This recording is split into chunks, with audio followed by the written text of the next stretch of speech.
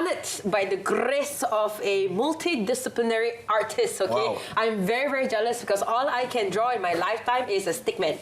That's all. And clouds. Wow, That's it. congratulations. Actually, some trains and houses also I can draw when I was young. And actually, the reason why I cannot stop moving because our artist in the studio today, actually, she specializes in moving art. Yes. So that is definitely very, very interesting because surrounding us right now is her art and they definitely look very, very different. So yes, let's welcome her to the studio. DHAKSHINI JEGANATHAN, the multidisciplinary visual artist. Well, it's lovely to have you. It's lovely to be here as well. All right, DHAKSHINI, can you first tell us, how did you get into art? What inspired you? Yes. So actually, I started drawing portraits, and my dad is a well-known artist. His name is JEGANATHAN, and he never taught me to draw or paint, but painting is a love that we both shared. And I started drawing portraits, and later I thought I want to share the stories of people. So that's when I moved on to abstract art, and I started seeing my paintings move also. Like I visualized it, and it turned into moving artworks today. Oh, that's cool. Yeah, I wonder when was that, when you started painting, how old were you? And because your late father, as you informed just now, were you inspired by him to actually started drawing? So yes, I was always inspired by my dad, not particularly his art style, like I love his art style, but it's more like it's the love that he passed, love for painting that he passed on to me through the DNA, or we share the same blood and same love for painting. I love that, I love that. And your website is called Canvas Dreams, right? So can you explain a little bit about your artwork and what does it represent? Who does it represent you as an artist? So, as I was saying, I do these interactive artworks. So even over here, you will say, I'll get the artwork. Don't worry. okay. Which one do you want me to get? The wheel. The wheel, right? So all my paintings actually are works that you can move, and some of it are like puppet-like characters, and some of it are moving structures. Boy and Kool-Aid a bit, to be honest. Oh, that's nice. Yeah. So you can actually play around with these characters. It has two sides, the drawing side and... Oh, it has two sides. Right. So this is the non-colored sides. Yeah, and this is the colorful side. All right. So how long did it take for you to finish this from start to finish? So this would normally take a lot more time, but then I did it in around 4 days or a week because I have art shows. Actually, we can get you here a little bit so we can show your beautiful face and your artwork. There you go. So the idea is normally in art shows, paintings are exhibited and audience are not encouraged to touch the work. Yeah. So I want to break the wall between artist and audience, and I want them to like carry the work, experience the work, and share their story too. Like sometimes people are scared to share their stories and emotions and struggles as them, but through a character you can actually share it. So actually the visitors can actually touch and play with the artwork? Yes, they can. Okay. Look, So- I'm saying hi. I love it. Hi Nabil, right? Yeah. And you are? Zoe. Hi Zoe. Yes, hello. Okay, so can we get into what does your artwork mean? Like, what normally do you draw? Because you said it's abstract, and of course, when it comes to abstract, it's depending on each one's interpretation of the artwork. But whenever we see an artwork, there's always a tiny description on the wall. So what is your artwork all about? So, you're asking me what my artwork stands for? Yes. So, I try to make art inclusive for everyone, for differently able people, for wheelchair-bound people, for visually impaired people. So, if you see this work over here, this one is actually a line structure I specifically designed for people who are visually impaired. And this is a small piece of a much bigger installation, which is maybe taller than us, something that I did 2 installations focusing on the line structure. One installation for wheelchair-bound people that was exhibited in Penang State Art Gallery actually won the 3D art category as well. And the idea is to take art to people who are sometimes forgotten by the society. And people believe that blind people cannot experience painting. So I made a line structure with joints. So if you actually put this line structure together, it can create a peacock form. Like you can, it's like giving the line a physical dimension. Right. So it's like if you tighten the form, it's tight, or you can keep it free and loose as well. Yeah. Oh, I love this. And as you can see right now on the screen, that is the wheelchair that you did for a recent exhibition at Mania Maybank. And it looks very chantik. But I am now very, very curious, Dakshini, because it seems like you are very gung-ho on making art for the visually impaired, for the physically disabled. I wonder, what is your call? Why do you feel that you have this desire and need to make arts for them? So, if you see, this wheelchair installation has travelled to 3 places. Penang State Art Gallery, it won the award, so it's in their permanent art collection. Then it went to Art Science Exhibition, and also finally the most important PPOC, the Differently Able Centre, because I feel art is there not only as a pretty picture, it's there to help the community. Artists are there to work with people. So that is why I was passionate about it. And I lost my dad and went through a traumatic experience. His death was sudden, and I didn't even get a chance to see him for the last time. So I healed through painting.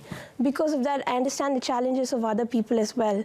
And this line structure, especially because my father lost his vision towards the end. He's an artist, so he lost 80% of his vision, but he would still draw. And I told him, I'll create something, invent something for you to draw with your eyes closed. But when he was alive, I couldn't do it. But after his death, I managed. And I wanted it to at least help other people who are blind, other people who are wheelchair-bound, as all these works of healing art is also inspired by personal experiences. Yeah, I love that. Can you talk a little bit about the paintings that you have over here? Because not only do you have moving artworks, but you also have static art. Can I call it that? Oh yes, surely. So yeah, let's begin with the biggest painting that we have right in front. Sorry, that one that's on your right side, the black and white one. Yeah, that one is very interesting because I noticed that you like to use colours in your art a lot, but that one is strictly black and white. So talk to us about that one. So this painting, if you see, it's called Malaysia, A String of Tales. So I am a Malaysian. I was born here, but I grew up in a different country. So I've always missed staying here, missed staying with my dad. And it so happened that after my father's death is when I'm here. And I wanted to paint about my connection to the country. So if you see, there's a bird there because I want our country to take off, fly off, like with full of ideas and innovation. So you see, all the characters inside are the dreamers within Malaysia. We have a little bit of the Jalur Gemilang as well. I see a person wearing a tanja. And also the moon, the crescent moon, and also the stars. Yeah, you can see a little bird as well. It's actually the flag. The Jalur Gemilang is there. Okay, now I see it. Now I see it. Yes. And you can also find, you know, something like the king, our king, and also the $1 note. Okay, yes. All right. Speaking of $1 notes, which is not worth $1 by the way, you also have produced your very own clothing, right? Which is your wearing. And I believe you have something for Nabil. Yes, sure. Do you? So this is actually my painting that's printed on this apparel. It's going to be launched by a clothing brand. I'm going to put it on if you don't mind. Yes, please do. Yeah. So why from painting to canvas to now fabric? Because I feel like art is multi-dimensional and I see it in various forms. I work with wood, cloth, and I wish you could wear this also. I know, I wish I could. I wish we could do a transition, be like, whoop! But unfortunately we can't because this is live TV. But what we can look at is Nabil right over here. There you go. I love it. I'm feeling like very Van Gogh right now. Like if you give me a paintbrush right now, I could draw something. Like honestly, that looks very good, and I'm loving the colors that you use. But I mean, like you definitely have a certain style, I would say. Like where did you get this style from? Obviously, I'm not familiar with fine arts. Yeah, it's like a very abstract. Do you call it strokes or How did you obtain it? Is it something that you just started with when you were young? So for me, I felt like abstract art conveys things like our emotions and many things we want to tell people, shapes and colors, and it has a positive impact, healing impact on people.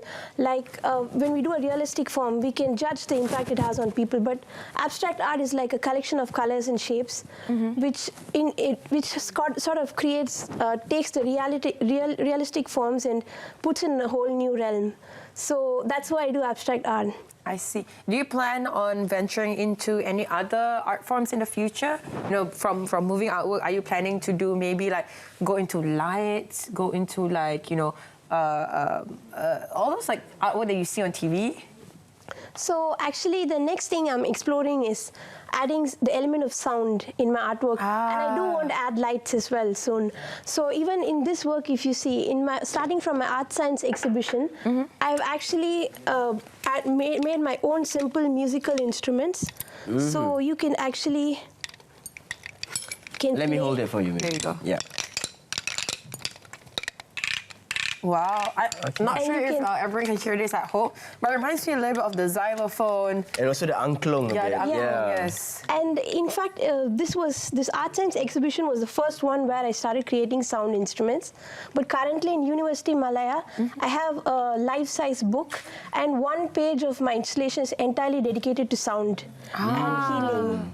And making art inclusive. It's dedicated to people who are visually impaired. And the thing about sound is it makes art more like something that can connect to everyone. Even the blind people can feel it and hear it. So they connect in both ways. And like you said, you know, perhaps whenever they touch your art, whenever they hear the sound of your art, they can also visualize it the same way that, you know, you visualize it in your head, right?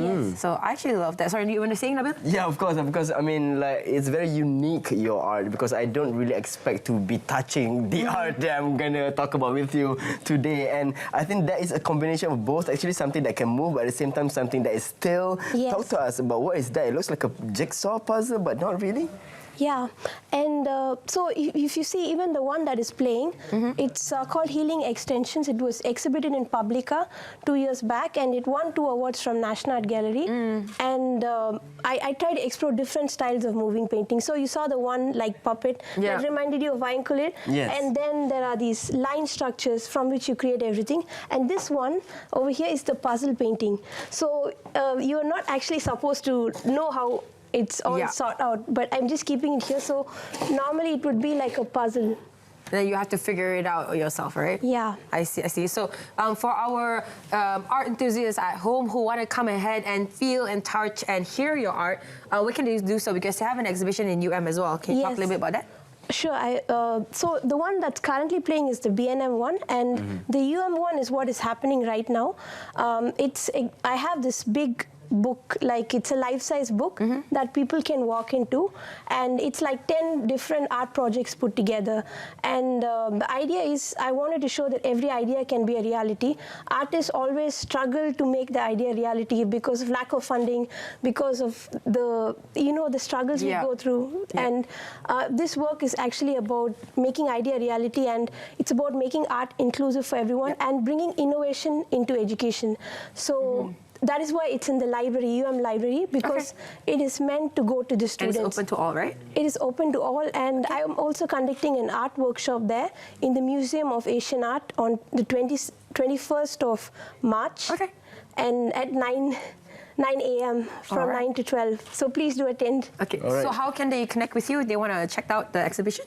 So I have a page called, my Insta page is called DHAKSHINI JEGANATHAN, DHAKSHINI JEGANATHAN, and I also have the Surreal Book of Ideas, which is a special page I have for UM.